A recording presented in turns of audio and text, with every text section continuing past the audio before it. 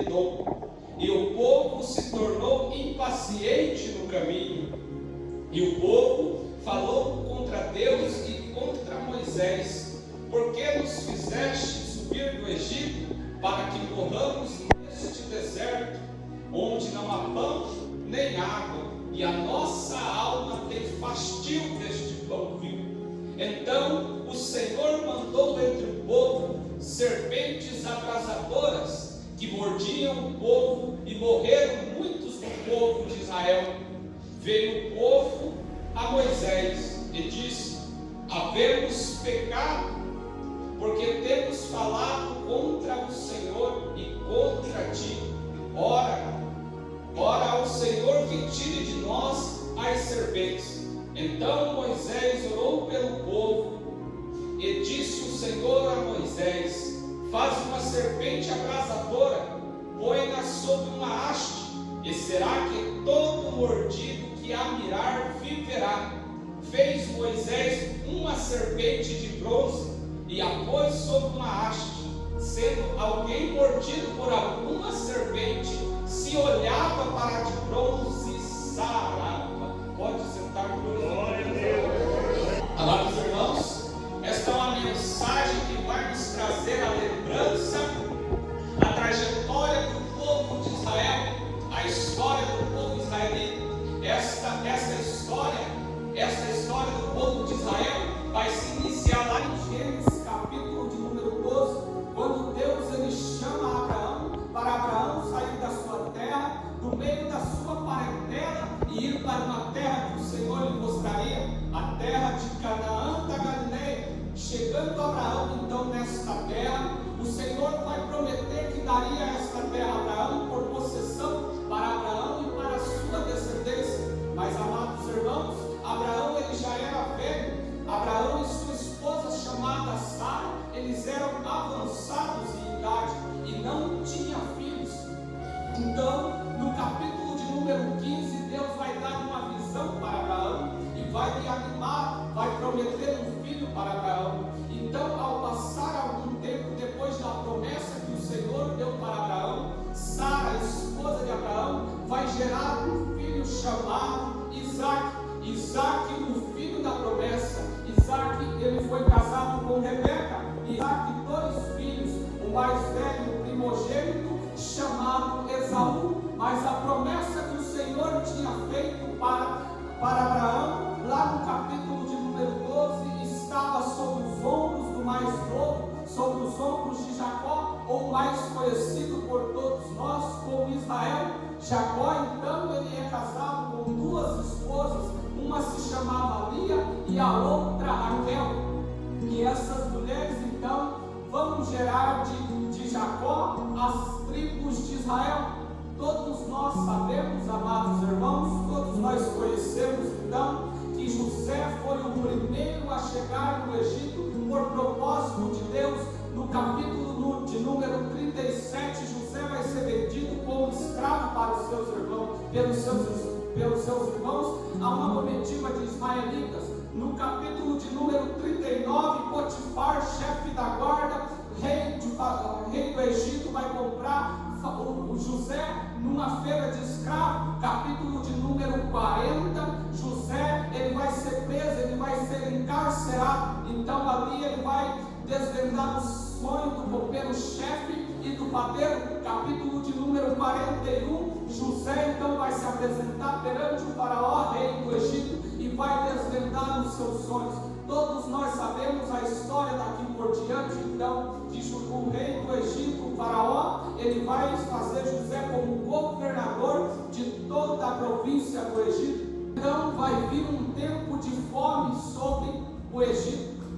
E nós sabemos então que a sua família, por passar fome naquele tempo, vai até o Egito para comprar mantimentos. E ali José, ele vai se revelar para a sua família e vai trazer a sua família para morar junto com ele no Egito. Então o povo israelita vai se estabelecer naquele momento no Egito, amados irmãos.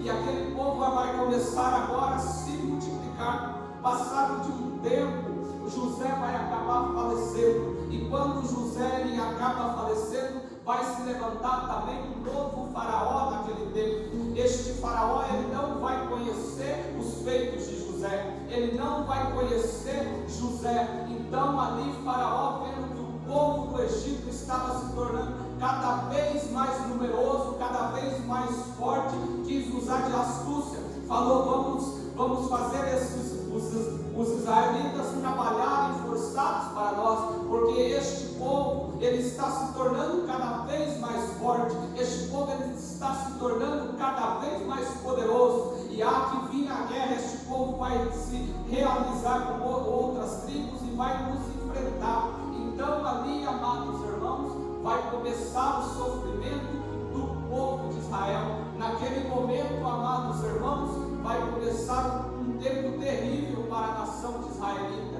Vai começar os 400 anos de escravidão sobre o povo de Israel. Um tempo de sofrimento, um tempo de choro, um tempo de humilhação, um tempo de angústia. 400 anos aquele povo ficou sendo oprimido, sendo humilhado por o povo de Israel. E em meio o povo já não aguentava mais tanta humilhação, tanto desprezo, tanto sofrimento. Mas em meio ao sofrimento, em meio ao choro, em meio a tanta humilhação, o povo de Israel vai se lembrar do Deus de Abraão, do Deus de Isaac e do Deus de Jacó. Então aquele povo vai começar a clamar ao Deus do céu que os libertasse das garras dos egípcios. Então aquele povo vai começar a clamar ao Deus do céu que enviasse um libertador para nos libertar da escravidão. E Deus lá do céu, ele vai ouvir o clamor do seu povo aqui nesta terra e vai descer lá naquela sarça ardente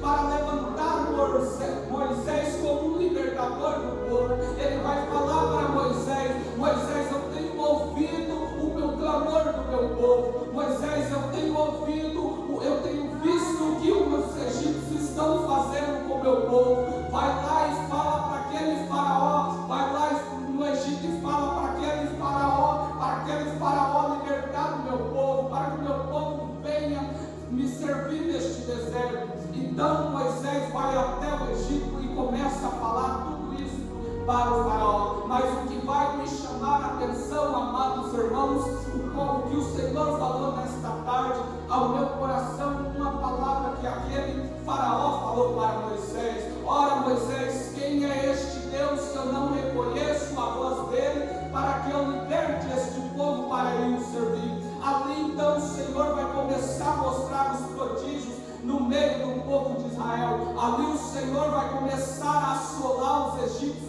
com toda a sorte de praga. Ali o faraó vai começar a provar o poder de Deus, nosso Deus. Então eu perguntei para Deus: oh meu Deus, por que o Senhor não libertou o seu povo logo de primeira? Aí o Senhor, ele falou para mim nesta tarde bem assim: que era para o faraó e as pessoas desta terra verem que nenhum dos planos do nosso Senhor podem ser impedidos. Era para o povo saber o poder que o nosso Deus tinha, que não há demônios que se levante nesta terra que possa levantar o nosso Deus. Ou seja, pode se levantar 11.000 demônios, 1.000 cairão à tua direita e 10.000 à sua esquerda, e nenhum dos seus planos pode se frustrar. Então, amados irmãos, agora o Senhor, ele vai tirar o povo da escravidão. Agora o Senhor, ele vai conduzir aquele povo para o deserto. Mas eu quero que você entenda uma coisa nesta noite: que Deus em momento nenhum ele vai abandonar o seu povo, porque a palavra do Senhor vai nos dizer que Deus ia na frente daquele povo, guiando aquele povo, de dia numa coluna de nuvem e de noite numa coluna de fogo. Então agora o Senhor vai conduzir aquele povo no deserto e vai falar para Moisés: Moisés, faça este povo acampar de fronte para o mar, que eu endurecerei o coração de Faraó, para que Faraó persiga o povo de Israel. Então foi Deus e endureceu o coração de Faraó, para que Faraó fosse e perseguisse o povo de Deus. Vendo os israelitas que os egípcios vinham contra eles, os israelitas agora vão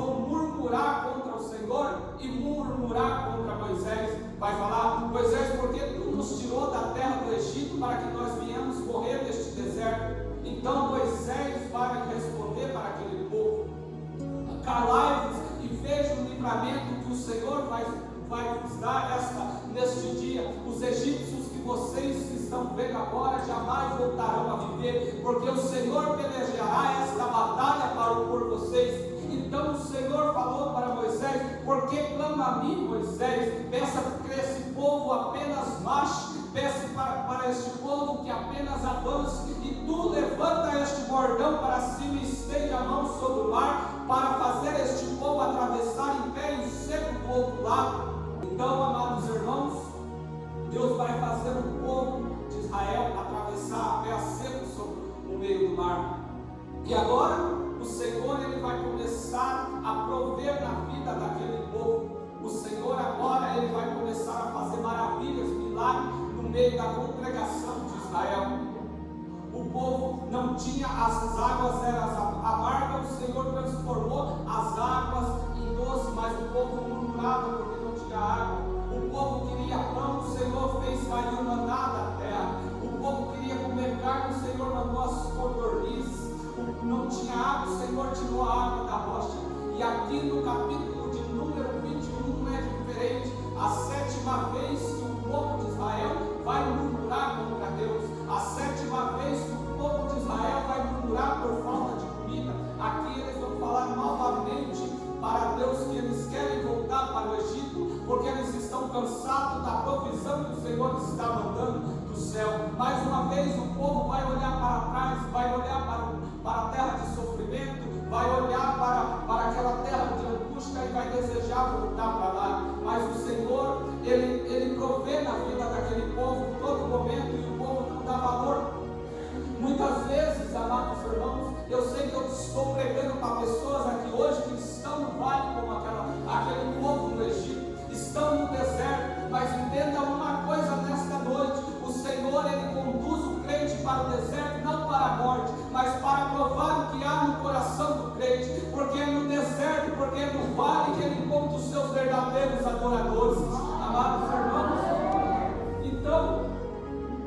então Deus vai provar no coração do crente. Para quê? Para que quando ele entregar a promessa que ele tem na vida do crente, o crente não acha que foi pela força dos seus braços, porque quantos de nós já nos estávamos caídos, quantos de nós não estávamos sem forças, desanimados, e o Senhor ele levantou um irmão, uma irmã, para nos trazer uma palavra, para nos alimentar, não com o fastio aqui desta terra, mas com o pão que vem do céu, com aquilo lá que o Senhor ele nos alimenta esta noite. Muitas vezes hoje no teu ministério, hoje muitas vezes no teu chamado, você está passando por dificuldade, você acha que não está nada, não tem nada material, mas lá em Filipenses capítulo de número 1, verso de número 6, ele vai nos dizer que aquele que começou a boa obra é fiel para terminar. Ou seja, lá em Gênesis capítulo de número 1, verso de número 2 em diante, vai dizer que a terra estava vazia e sem forma, e não havia nada sobre a face da terra. Hoje no seu chamado você pode estar enxergando assim, vazio, sem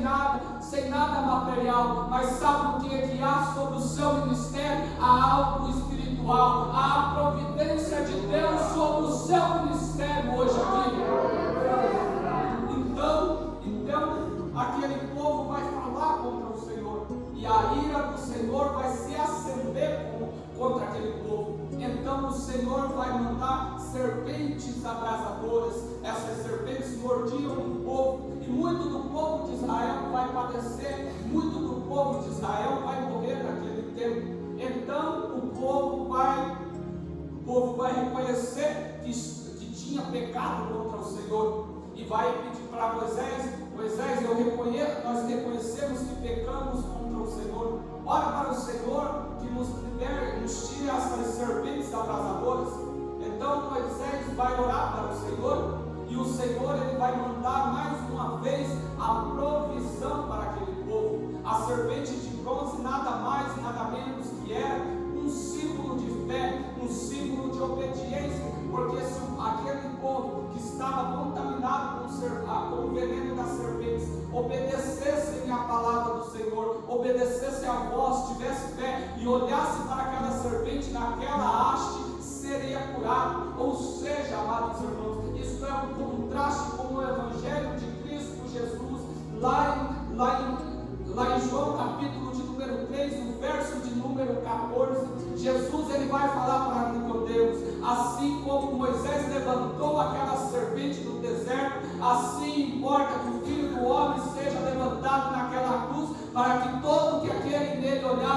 que aquele que crê em Jesus Cristo não pereça, mas seja salvo. Ou seja, lá em Gênesis capítulo de número 3, na queda do homem, o homem foi contaminado com o pecado. Então Deus ele tinha uma providência para a humanidade, e esta providência se chama Jesus Cristo de Nazaré. Todo aquele que olhar para aquela cruz será salvo. Mas muitas vezes, amados irmãos, as pessoas preferem estar padecendo, preferem estar morrendo do que olhar para a cruz, porque olhar para a cruz é entrar pela porta estreita, é entrar pelo caminho da santidade, entrar pelo caminho de renúncia. Lá em João capítulo 14, Jesus ele nos deixa uma promessa, que era necessário ele padecer por muitas coisas, era necessário ele ser pregado naquela cruz para nos salvar, mas que ele ressuscitaria e um dia ele voltaria para buscar o seu povo, mas buscar aquele povo que não abre mão da sua santificação, da sua salvação por um momento de prazer. Não, aquele povo que não abre mão da coroa lá no céu para aproveitar este mundo, porque lá quando Jesus ele começa a pregar lá em Mateus capítulo de número 4, verso de número 17, ele fala que ele não veio para revogar a lei, mas que a lei fosse cumprida. Jesus ele não veio para chamar os justos, e sim os pecadores ao arrependimento. Jesus ele não veio buscar os sãos e sim os doentes. Muitas curas, muitas libertações, amados irmãos, nós vamos ver no ministério de Jesus. Ou seja, por enquanto que ainda a porta está aberta, a remissão de pecados, a transformação, a libertações, mas muitas vezes as pessoas preferem aproveitar este mundo do que entregar a sua vida ao nosso Senhor Jesus Cristo. Mas este tempo está acabando, a porta está fechando, a palavra do Senhor nos diz que o machado ele já está posto aos pés da raiz, e todo aquele que não der fruto será cortado e lançado no fogo do inferno. A Bíblia vai nos dizer lá em Apocalipse capítulo de número 3, verso de número 11: eis que venho sem demora, guardas o que tem para que ninguém venha roubar. Guarda a tua salvação, amado irmão, guarda